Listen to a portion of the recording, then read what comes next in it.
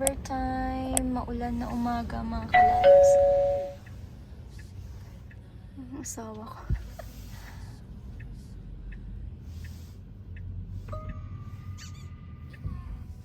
So, nag-order ang Residence Inn sa amin ng ganito, happy birthday card. May pa birthday card sila. Ayan. Sa loob niya is ganito siya. And then, meron pa kami i-deliver sa Richmond. Ito naman yung build your wish list. So, sa loob niya, pakita ko sa inyo. So, ganito siya pag binuksan mo. Tapos, meron siyang kasamang stickers. Sample to para sa amin. Pero, hindi namin siya ikikip lahat. I think we're just gonna keep one. Andyan yung mga boxes sa likod ko. Ayan. Ang dami niyan eh. Mabigat. Kaya sinamahan ko si Papa Dib mag-deliver. Supposed to be, pupunta ako ng Costco. Bibili ako ng shampoo. Naubusan kami ng shampoo. And then may nakita akong video na maganda daw yung shampoo na yun. Kaya sabi ko, kung meron sa Costco, bibilihin ko siya. So okay siya sa pang Morning, love. Morning, love. Okay daw siya sa pampakapal ng buhok. At sa yeah, kinakatingan scalp. So let's see kung ano doon siya kasi all over nasa nasa ads na meron daw sa Costco. Korean brand na shampoo. So okay, let's go to Richmond. Drop off lang namin tong mga box mga kalalabs. So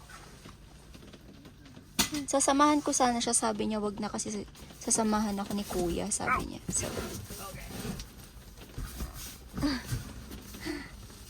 bahay na ako mga kalalabs. So after kaming mga kabs, nag-deliver nung in-order sa amin sa Richmond. May dinaanan lang ako sa outlet, may pinick up ako.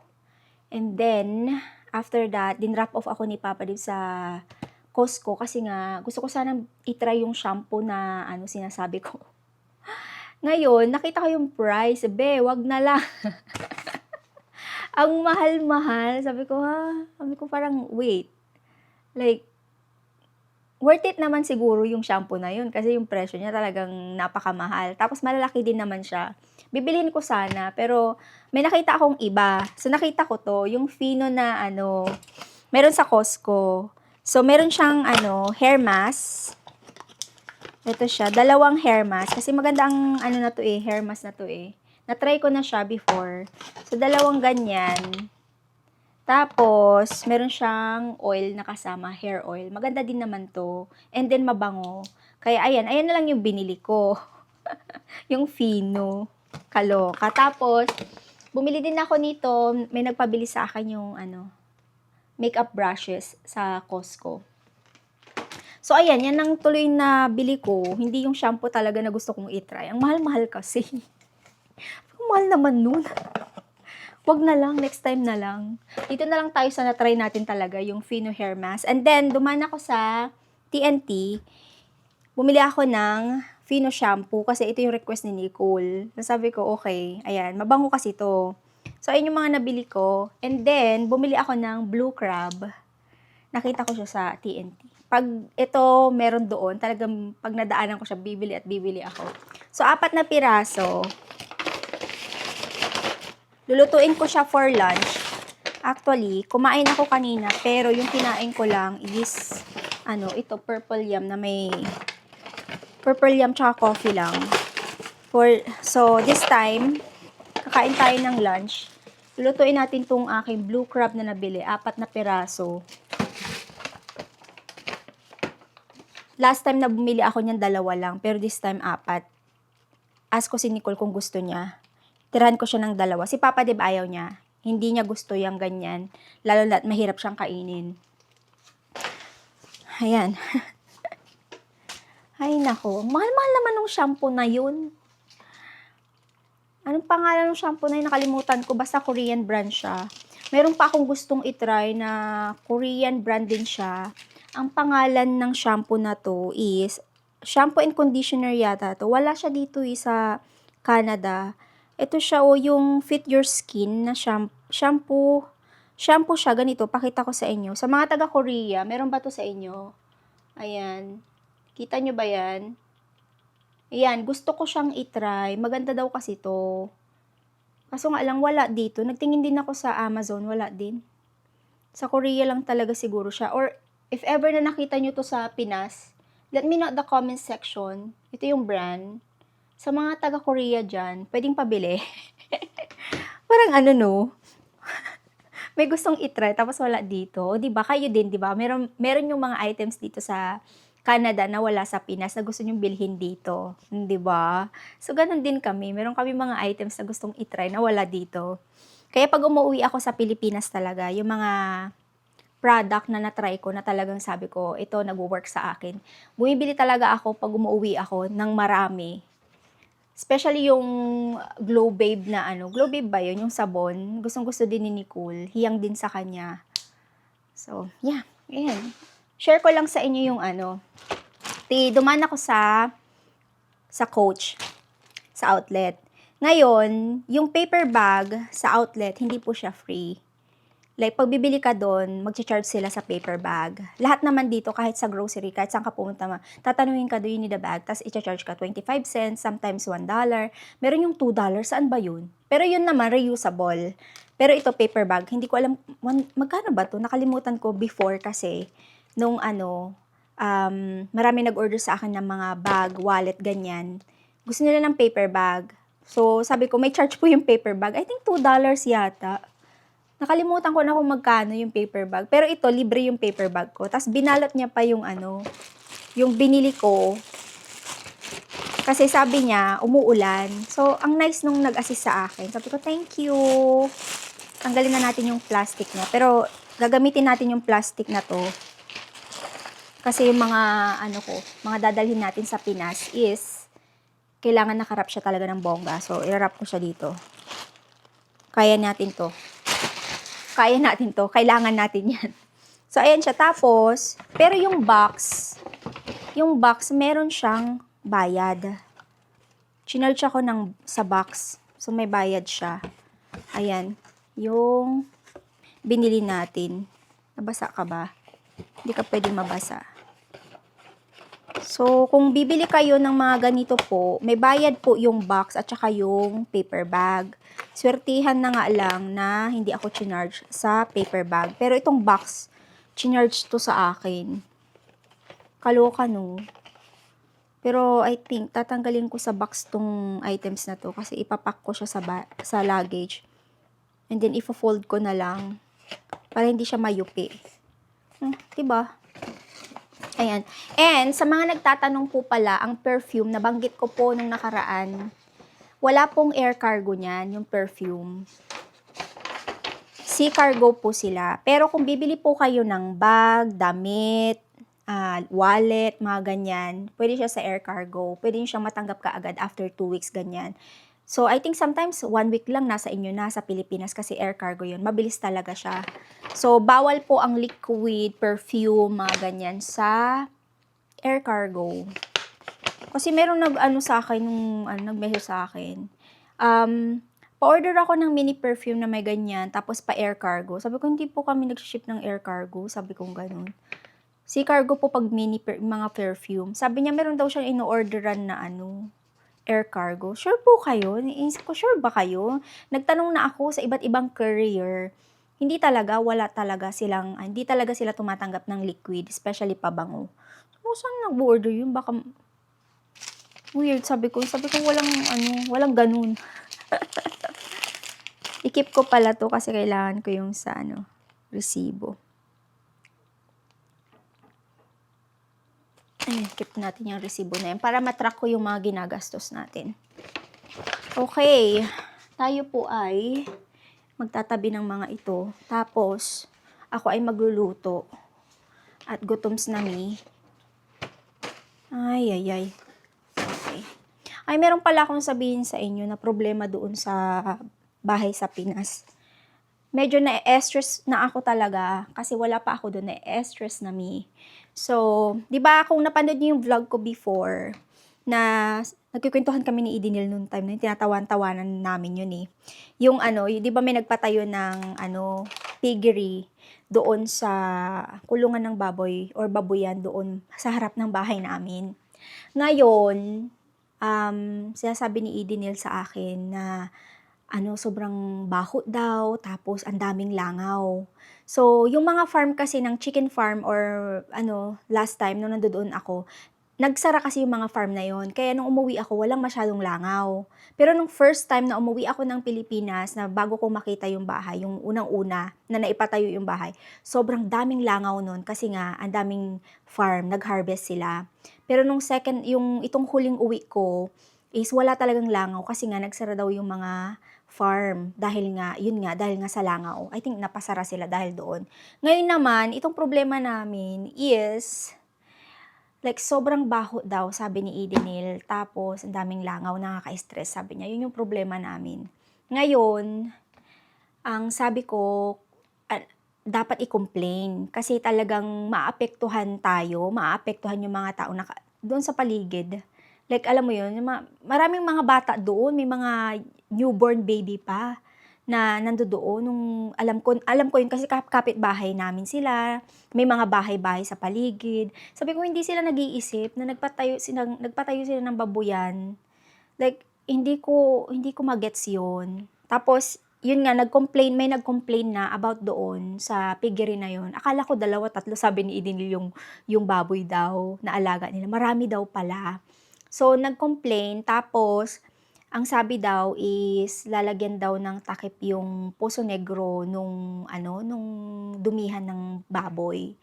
So sabi ko, makakatulong ba yun? Sabi ko ganun. Parang sure ba na makakatulong na like ang problema dun is yung langaw talaga at saka yung amoy. 'Di ba? Like biruin mo, merong bibisita sa'yo, sasama si Papa Dave, uuwi kami sa Pilipinas. Tapos sabi ko, iniisip ko, si Papa Dave hindi yan maarte. Like hindi siya maarte. Pero ako yung talaga yung parang nag-aalala kasi syempre 'di ba? Yung magbibisita ka doon tas naaamoy nila mabaho. Yung simoy ng hangin na feel na fresh before ngayon naging hindi na siya ganun. So wala pa rin din ako doon pero para na akong nai-stress talaga kasi sana magawan ng paraan. Yung sa totoo lang, like alam mo yun. Hindi ko alam no mga kalabs, baka sabihin nyo ang arte-arte namin, ganyan-ganyan. Pero hindi talaga siya healthy, lalo na may asthma si Edenil, may mga sakit yung mga taong nakatira doon. Yung father-in-law ni Edenil is may sakit din, 'di ba? So, niisip namin sana mas gawa ng solusyon or kung ano man diyan. So, sabi nila tatakpan daw nila yung yung Poso Negro, ganyan-ganyan. Pero let's see kung ano mangyayari. I-update ko kayo pag ako na talaga yung nandoon. Kasi aminin natin na ang langaw nakaka-stress yan, especially pag kumakain ka. Nagluluto ka pa lang, andyan na yung mga langaw, 'di ba? So hindi naman talaga healthy na maraming langaw sa paligid. So ayun, ano ba yung maisa-suggest nyo mga kalalabs? Kasi natatakot din kami na mag-complain kasi ayaw namin magkaroon ng problema sa kapitbahay ba. Alam mo yung parang iniisip namin paano kung ganito ganyan. Nag-overthink kami. So, ayun, pero sana isipin din nila na hindi talaga tama na magpatayo ng babuyan malapit sa mga bahay. Like, nakakaloka, problemang malala. Oh my gosh. So, sana magawan siya ng solusyon kasi hindi talaga okay. Like, nag-aalala ako kasi si Edenil, inaasma-asma na siya. Hindi niya daw kinakaya yung amoy ng tae ng baboy. Sorry naman sa inyo. Basta na-share ko lang sa inyo and comment down below kung ano ba yung mga pwedeng gawin sa ganito. Alam ko, pwede naman mag-complain kahit di naman kayo, like, di nyo naman ako bigyan ng advice na ganyan. Pero I wanted to know kung sino yung mga naka-experience sa mga ganito. So, let me know at the comment section kung ano yung ginawa nyo nung time na may nagpatayo ng, my gosh, sa harapan pa ng bahay namin. Buti sana ang layo-layo, sa harapan pa namin. Yung akala mong sariwang hangin, hindi na pala sariwang hangin yung malalanghap mo, Bi. May gulay. Okay, magluto lang tayo ng mga kalalas, ng lunch. At gutoms nami. Tabi-tabi ko lang tong mga anik-anik ko dito. Ito naman, di na lumabas ng room ni Nicolette. Yeah, I don't know why she likes to be with me. Kish, kish, kish, kish. Bantot. Bahong. Bantot mo. Look at her, she's so cute. Hali ka na. Kain ka na. She's gonna go with you now. She's going to eat because she didn't eat Hi, yet. guys. Hi, guys. Anyway, Ube, it's been a long day. Sleep pa more. Pinihintay ko lang si Papa Dave kasi sabi niya gusto niya punta ng gym. Huminto naman yung ulan. Parang weird nga yung yung langit kasi yung konti may blue tapos yung sa taas is gray. Pakita ko sa inyo. Kita nyo ba? So, blue and gray. Parang may potential na aaraw. Sana umaraw. Kasi yung sa weather forecast sa cellphone ko, sabi, like 1 week siyang uulan, pero sana hindi naman. Sana umaraw siya. Umaraw siya tomorrow, ganun. Pero let's see kung ano mangyayari. Parang hinahangin yung yung ulap. Ayan Ay, nako. Gabi na mga kalalabs. It's already 7:21. Kauwi lang namin ni Papa Dave. Galing kami sa gym. Hindi na ako nag-vlog sa gym mga kalalabs. Bakit kanyo? Nakakahiya, B. Nakakahiya na itutok yung camera sa Pero I'll try my best next time na pag meron akong gym. I think tomorrow, meron akong class. Depende kung mag-sign up ako sa class. And then I'll try my best na mag-vlog doon. Pero ipapakita ko lang sa inyo yung facility. Nakakahiya din talaga kasi mag-vlog-vlog mga kalalabs, no? Especially yung mga taong nandoon. Parang, alam mo yun? Parang, like, nahiya akong magdaladal ng camera. Tapos, mag-vlog ka. Tapos yung mga tao, hindi naman sila sanay sa mga ganyan, diba? So parang, sabi ko, oh my God, mag-vlog ba ako o hindi? So, anyway, nagpunta kami sa gym, YMCA Langeria location. We usually use yung YMCA dito sa downtown, pero we tried the other one. So para makita namin kung ano ba yung facilities nila, iba-iba ba sila ng So, ang favorite naming location is YMCA. We tried the Surrey one nung weekend. And, hindi, weekend ba yung napunta kami? I forgot kung weekend ba kami punta. Sunday ba yun? Siguro Sunday, ganyan. Nagpunta kami doon and maganda rin siya. Malaki yung YMCA sa Surrey. Pero yung dito sa may Langeria, siya, old building. Wala silang swimming pool. So, yung dito sa YMCA downtown, merong swimming pool, malaki yung facilities. And mas komportable ako dito kaysa doon sa ibang location. So, yeah. And dumaan kami ng Safeway, biglaan. So, bumili kami ng grocery kasi bibilihin lang namin almond milk. Napunta tuloy sa kung ano-ano ang nakita. So, bumili ako ng whole chicken kasi magro-roasted chicken ako bukas. Tapos, bumili ako ng patatas. Ito yung patatas na yung mahaba. Parang siya. Basta iba-iba yung patatas dito sa Canada. Lagay ko siya dito. And then, may nakita akong siomai. Goldilocks siya. Na-try nyo na ba to? So, luto na siya. Ilalagay mo na lang siya sa microwave. Ayan siya. Siomai. Try natin yung Goldilocks. Meron din silang siopaw doon. Nagulat ako. Sabi ko, may siopaw dito na Goldilocks. Ayan. Try natin yan. And we have saging na saba. Gusto kong hindi ko alam kasi yung iba na nakikita ko sa video, meron kumakain ng saging na saba, nilaga siya, tapos sinasawsaw sa bagoong, o kaya, anong tawag doon? Ginamos? Ginamos ba yun? Hindi ko alam kung yung ginamos na yun is same sa, kasi taga Pangasinan kami, di ba? Same siya ng bagoong na yung mayroong dilis-dilis. Alam niyo yun? Yung alamang, hindi alamang, yung bagoong talaga. So, iniisip ko, same pa sila nun. Parang nag-crave tuloy ako ng padas. Alam niyo yun, yung padas. Tapos nilagyan mo siya ng, yung padas is maliliit na isda na may bagoong din yun. Tapos lalagyan mo siya ng kalamansi. Tapos, ay, ang sarap nun. Naglalaway ako. Ano ba yan siya? Kung ano-anong gustong kainin. Tapos, hinog na mangga. Gagawa ako ng chia para may snack-snack. And bananas. Dahil naubusan kami ng bananas in pajamas. Lab? Did you make your, Did you make your drinks already? Okay. Do you want your chili? Okay, so gumawa ako ng vegetarian chili kagabi for dinner. And meron pa kaming leftover. So, yun yung gusto niyang kainin. Ako naman, di ko pa alam kung ano yung gusto kong kainin. Gutom na rin ako. Ano tong binuksan ni Papa? Ayun. Nagtira pa talaga si Nicole ng isang crab. Hindi niya kinain yung dalawa. Nagtira siya ng isa. Kainin ko na nga lang. Okay. Kain tayo ng dinner and... Nicole? Nicole? Do you wanna try the siomai? Siomai. You wanna try? Okay. Kasi, nabili ko to sa it's Goldilocks brand. Masarap kaya to mga kalalabs. First time ko siyang itry eh. Sabi niya, you can fully cook microwavable. So, pwede mo siya ilagay sa microwave lang.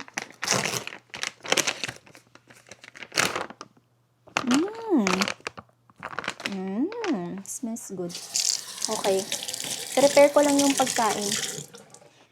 Kain, mga kalalabs. Matuluan mo yung jacket ko ah. Okay lang, saglit. Kuha ka na ng plato mo at kain tayo. One piece? Ang dami niyan eh. Kaya mo yan? Tignan mo. Hindi ko kaya yan. Kumain ako ng dalawa nga eh. Oh, that's really good. Good? You can try more, okay? Pinainit ko yung mga leftover kong pagkain kasi sayang. Ito naman, sabaw na may gulay. Ayan, more vegetables. Nasaan siomai dun sa Pinas? Ano nga yan eh, Goldilocks. Nakita ko sa sa Shoppers to. Sa Safeway, grocery. May mga siopaw nga din dun ng Goldilocks, tsaka cake. Nagulat nga ako eh. Yung ganito pala. Kain, mga kalalabs. Kuha ka na ng plato mo, be. Matuluan mo yung mga gamit ko dyan. Kuha ka ng plato mo. No, just eat it here and I'll leave you some. Okay. Kain po.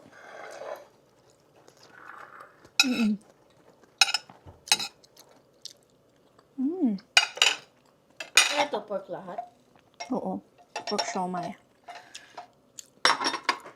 Ba't nagtira ka pa ng isa? Hindi mo na kinain lahat. Nothing, I was getting mad. Why? Because I couldn't open it properly. What? It's easy. Like that, oh. Alam ko Ganyan. ba, I did that and then it didn't work. So Oh. I had to like, Like that, oh. yeah, I know.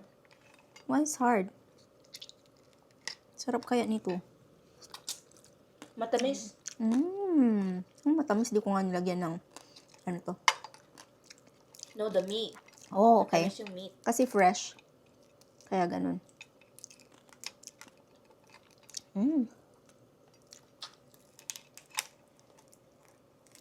Oopsie. Masarap daw yung siomai ng Did you sabi ni. heat up all of it? No, meron Okay. pa doon yung ko. Wala. Ang dami niyan. It's really good.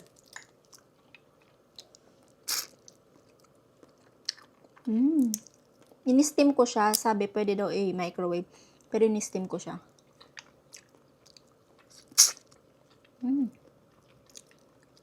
Mas better kung in-steam mo yung siomai kaysa i-microwave mo.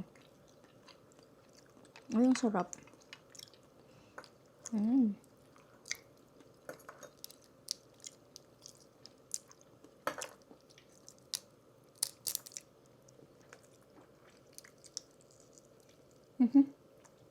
Mahirap lang kainin talaga yung mga ganito.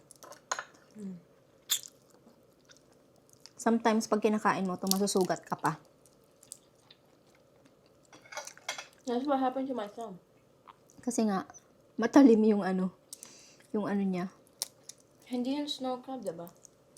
It's blue crab. I like snow crabs better.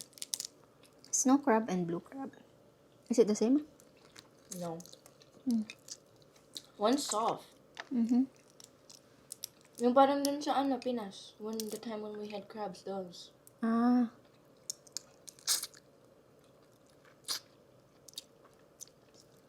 Anyway, mga kalalabs, mag-e-end na rin ako ng vlog. Kasi, after nito, Magsha-shower, tapos pahinga na. Papakainan ko pa pala si Ubi. Kalimutan ko yung alaga ko. Thank you all for watching mga kalalab. See you in our next vlog. Bye-bye. Good night from Canada.